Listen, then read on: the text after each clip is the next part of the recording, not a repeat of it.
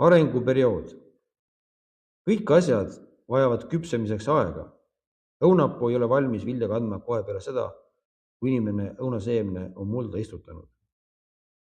Seemne kasvuks on vaja ka sobilikku keskkonda.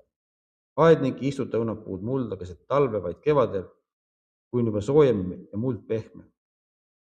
Aednik hoolitseb armastusega noore ja väikese õunapuu eest. Selleks, et puu saaks hästi kasvada, vajab ta ka päikesevalgust ja vett. Aja möödudes kasvab puu üha suuremaks. Õitest arenevad välja õunad. Ka õun ise vajab aega, et küpseda ehk olla kõlbulik söömiseks ja säilitamiseks. Aias kasvanud puu, mille omanik on lohakas ja ükskõikne, on sageli täis haigusi ja kahjustatud ebasoodsa ilma poolt. Lõpuks kukub see vili puult enne küpsemist või on seest ussitanud.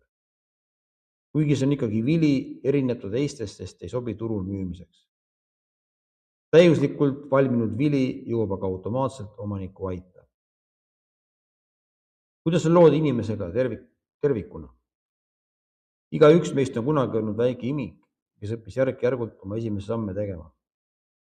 Inimese füüsiline kasv toimub suurel määral loomulike ja automaatsete protsesside kaudu. Selleks, et keha saaks areneda ja kasvada, vajab ta päikesevalgust, vett, toitu ja õhku. Noorukueas hakkavad inimkehas toimuma märgatavad muutused. Kujuneb teadlikkus oma kehast ning tekib emotsionaalne ja vaimne külgetõmme vastassugupoole vastu. Selles etapis on oluline säilitada seksuaalset puhtust. Seda arenguetappi võib võrrelda õitsva õunapuuga, mis annab märku potentsiaalsest viljakusest, kuid mille viljad ei ole veel küpsed. Inimese küpsus tähendab eelkõige inimese iseloomu küpsust, sisemist ja vaimset arengut. Lisaks füüsilisele arengule peab inimene hoolitsema ka vaimse arengu eest. Milline on inimese iseloom enne abiellumist ja perekonda loomist? Kui suur on tema võime võtta vastutust oma sõnade ja tegude eest? Kas ta suudab raskusi ületada ning on võimeline armastama ka rasketel aegadel?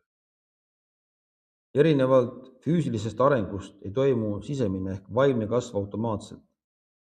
See eeldab teadlikku pingutust, enesedistsipliini ja järjepidevat tööd iseendaga. Üheks tõhusamaks viisiks iseloomu kujundamisel ja küpsuse saavutamisel on heade tegude praktiseerimine igapäevaelus. Inimesel on loomulik soov elada keskkonnas, kus vanemad on hoolivad, õed ja vennad toetavad, sugulased ja tuttavad heatahtlikud ning kus üldine inimestevaheline suhtlus põhineb headusel ja vastastikusel lugupidamisel. Just sellise maailma loomisse saab ja peab iga inimene oma tegudega panustama.